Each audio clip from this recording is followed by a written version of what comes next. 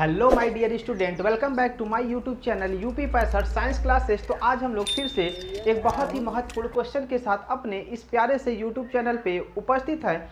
आज हम लोग जो है जिस क्वेश्चन के बारे में डिस्कशन करने वाले हैं ये क्लास 10th बोर्ड के बच्चों के लिए बड़ा ही इम्पोर्टेंट है, क्योंकि आज हम लोग साइंस में जो फर्स्ट चैप्टर है रासायनिक अभिक्रियाएं एवं समीकरण, उसका जो है पहला टॉपिक आज हम लोग डिस्कशन करने वाले हैं कि रासायनिक अभिक्रियाएं क्या होती हैं और कितने प्रकार की होती हैं। तो आइए हम लोग बिना देर किए हुए अपने उस टॉपिक के पास चलते हैं। अगर आप लोगों को इस वीडियो के माध्यम से कुछ भी जानने को या सीखने को मिलता है तो आप लोग इस वीडियो को अपने दोस्तों में ज़रूर शेयर करिएगा। साथ ही साथ चैनल को सब्सक्राइब और बेल आइकॉन को ज़रूर दबाइएगा ताकि आप लोगों को हर वीडियो का नोटिफिकेशन मिलता रहे। तो आइए हम लोग चलते हैं अपने उस प्यारे से टॉपिक के पास कि रासायनिक अभिक्रियाएं क्या होती हैं।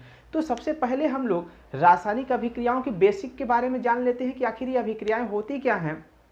तो हम लोग कह सकते हैं कि इस प्रकृति में जो है बहुत तरह की जो है अभिक्रियाएं होती रहती हैं। कुछ जो है भौतिक परिवर्तन के फलस्वरूप या कह सकते हैं कुछ में भौतिक अभिक्रियाएं होती हैं, कुछ में रासायनिक होती हैं। तो आइए हम लोग पहले देखते हैं कि ये रासायनिक अभिक्रियाएं जो होती क्या है। तो रासायनिक अभिक्रिया जो हम लोग की होती हैं ये हम लोग की जो है जैसे दो पदार्थ हम लोग लिए हैं, उन दोनों को क्या करते हैं आपस में हम लोग जोड़ दें, ठीक है, या आपस में अभिक्रिया करके वो जो है एक नया पदार्थ बना लेती हैं, तो इसको हम लोग रासायनिक अभिक्रिया कहते हैं। जैसे हम कहें कि अगर हम मैग्नीशियम ले लें और ऑक्सीजन के साथ उसकी अभिक्रिया करा दे तो ये क्या होता है कि ये दोनों आपस में मिलकर के एक नया उत्पाद जो है बना लेते हैं, जिसको हम लोग क्या कहते हैं, मैग्नीशियम ऑक्साइड। तो आइए हम लोग जो है पहले इसकी परिभाषा देखते हैं कि रासायनिक अभिक्रियाएं क्या होती हैं। तो रासायनिक अभिक्रिया को इंग्लिश में हम लोग केमिकल रिएक्शन कहते हैं। इसकी अगर परिभाषा की बात कर ले तो हम लोग लिख सकते हैं कि वह अभिक्रियाएं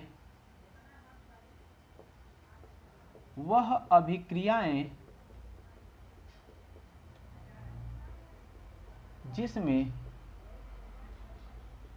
दो या दो से अधिक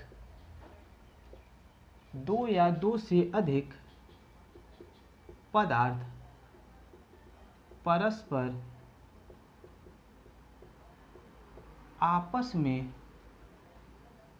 मिलकर एक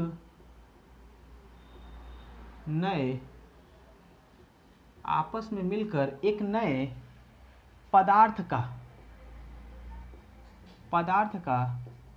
निर्माण करते हैं तो उसे रासायनिक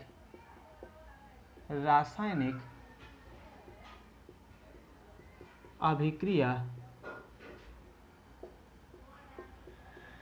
कहते हैं। ठीक है, मतलब दो या दो से अधिक पदार्थ जो हैं वो आपस में क्या होते हैं, मिलते हैं और मिलकर के जो एक नया उत्पाद का निर्माण कर देते हैं या नए पदार्थ का निर्माण कर देते हैं, तो उसको हम लोग क्या कहते हैं, रासायनिक अभिक्रिया कहते हैं। जैसे अगर हम यहीं पे एक उदाहरण की बात कर लें तो उदाहरण में हम लोग लिख सकते हैं मैग्नीशियम की अभिक्रिया जो है हम लोग ऑक्सीजन के साथ जब कराते हैं तो ये हम लोग का बनता है MgO।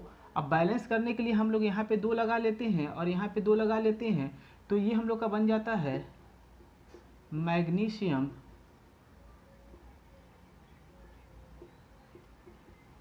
ऑक्साइड। ठीक है, ये हम लोग का क्या है, ये हम लोग का मैग्नीशियम है और ये हम लोग का ऑक्सीजन है। ठीक है, तो ये अभिक्रिया जो है हम लोग की ये बताती है कि यहाँ पे जो है दो पदार्थ हैं, एक हम लोग का मैग्नीशियम है, एक हम लोग का ऑक्सीजन। ये दोनों जब आपस में क्या होते हैं, मिलते हैं तो एक नया उत्पाद बना लेते हैं जो इनसे जो है बिल्कुल भिन्न होता है, उसको हम लोग क्या कहते हैं, मैग्नीशियम ऑक्साइड। तो ये जो हम लोग का दो पदार्थ आपस में मिल करके एक नया पदार्थ बना दिए हैं, इन्हीं को हम लोग क्या कहते हैं, बनने की प्रक्रिया को रासायनिक अभिक्रिया। अब यहीं पे जो है एक और बात हम लोग को जाननी है कि ये जो आगे हम लोग का लिखा हुआ है, हम लोग कलर चेंज कर लेते हैं, यहाँ पे जो ये इतना जो ये आगे लिखा हुआ है एरो से पहले जो उत्पाद हैं उसको क्या कहते हैं, या जो ये एरो के बाद जो पदार्थ है इनको हम लोग क्या कहते हैं, तो हम लोग जान लेते हैं कि जो ये हम लोग का तीर का निशान होता है उससे जस्ट पहले जो भी पदार्थ हम लोग लिखते हैं उसको हम लोग क्या कहते हैं, उसको हम लोग जो है अभिकारक कहते हैं। और ये जो एरो है, एरो के बाद जो भी पदार्थ हम लोग को दिखाई देता है उसको हम लोग उत्पाद कहते हैं। उत्पाद को इंग्लिश में हम लोग प्रोडक्ट कहते हैं और इसको रिएक्टेंट कहते हैं। ठीक है, अब यहीं पे हम लोग को ये भी एग्जाम में पूछ सकता है कि उत्पाद क्या होते हैं, अभिकारक क्या होते हैं। तो आइए हम लोग अभिकारक को भी जान लेते हैं और लिख लेते हैं कि अभिकारक हम लोग का क्या होता है। तो यहीं पे छोटा सा हेडिंग हम लोग कर लेंगे, अभिकारक, जिसको रिएक्टेंट हम लोग जो है कहते हैं। तो अभिकारक हम लोग का क्या होता है, तो अभिकारक के बारे में बात करें तो किसी अभिक्रिया में, तो हम लोग लिख लेंगे किसी अभिक्रिया में भाग लेने वाले, किसी अभिक्रिया में भाग लेने वाले पदार्थ को अभिकारक कहते हैं। मतलब कोई अभिक्रिया होने वाली है तो उसमें जो भी पदार्थ भाग लेते हैं उसको हम लोग क्या कहते हैं, अभिकारक। जैसे इस अभिक्रिया में अगर हम कहें तो इस अभिक्रिया में यही दो पदार्थ हैं जो कि अभिक्रिया में भाग ले रहे हैं, तो इन दोनों पदार्थों को हम लोग क्या कहते हैं, अभिकारक कहते हैं। और यहीं पे अगर हम उत्पाद की बात कर लें, जिसको हम लोग इंग्लिश में प्रोडक्ट कहते हैं, तो हम लोग लिख सकते हैं किसी भी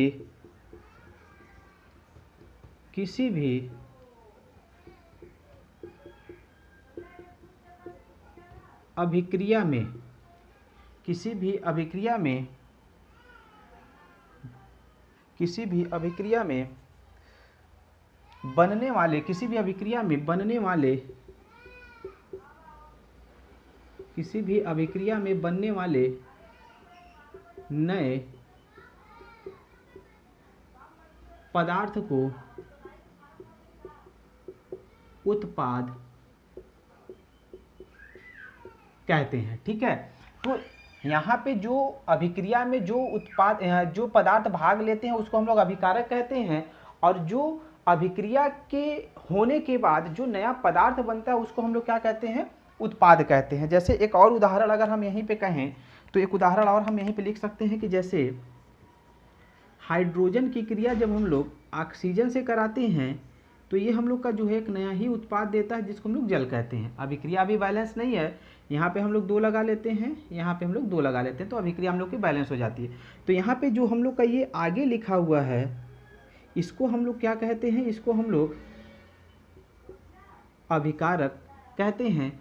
और इस अभिक्रिया के फलस्वरूप जो नया उत्पाद बना, इसको मतलब पदार्थ बना, इसको हम लोग क्या कहते हैं, इसको हम लोग उत्पाद कहते हैं। ठीक है, तो ये तो रासायनिक अभिक्रिया थी, और रासायनिक अभिक्रिया में कौन कौन से जो है शब्द यूज किए जाते हैं वो हमने यहाँ पे लिख दिया। अब यहीं पे अगर हम बात करें कि कोई भी रासायनिक अभिक्रिया होती है वो कितने प्रकार की होती है, तो हम लोग यहीं पे हेडिंग एक करेंगे, रासायनिक अभिक्रिया के प्रकार।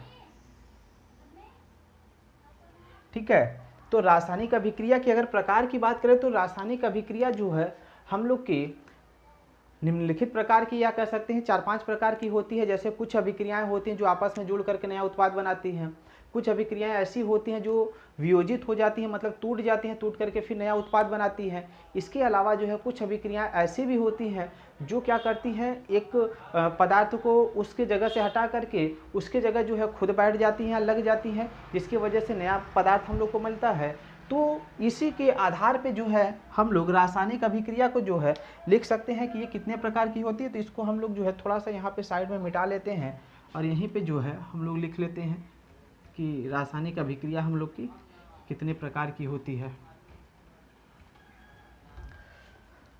तो सबसे पहले अगर हम बात करें रासायनिक अभिक्रिया नंबर 1 अगर बात करें तो सबसे पहला हम लोग का होता है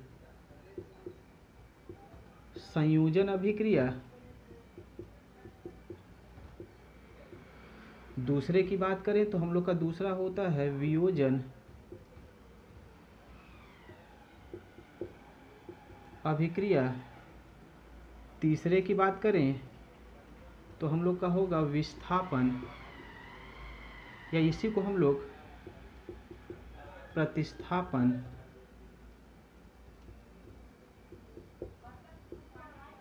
अभिक्रिया कहते हैं। चौथे की अगर बात कर लें तो चौथा हम लोग का होता है ऑक्सीकरण और अपचयन अभिक्रिया। पांचवें की बात कर लें तो एक हम लोग का होता है रिडॉक्स अभिक्रिया, और एक हम लोग का छठा होता है उष्माशोषी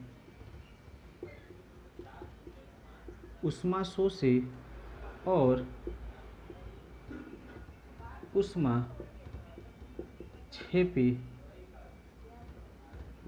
अभिक्रिया। तो ये हम लोग की जो है 6 प्रकार की रासायनिक अभिक्रियाएं होती हैं, जिनसे जो है हम लोग के नए नए जो है उत्पाद बनते हैं। तो ये हम लोग का जो था रासायनिक अभिक्रिया और इनके प्रकार। अब इसके आगे का जो हम लोग का सेकेंड कह सकते हैं पार्ट होगा इस चैप्टर का, उसमें हम लोग जो है इन सभी जो है 6 प्रकार की जो हम लोग की रासायनिक अभिक्रियाएं होती हैं, इनका हम लोग जो है बारी बारी से जो है डिस्कशन करेंगे। तो आप लोगों को इस वीडियो में अगर कुछ भी जानने को या सीखने को मिला है तो आप लोग जो है ज़रूर वीडियो को शेयर करिएगा और चैनल को सब्सक्राइब करिएगा, और ऐसे ही अपने प्यारे से यूट्यूब चैनल पे जो है विजिट करते रहिए।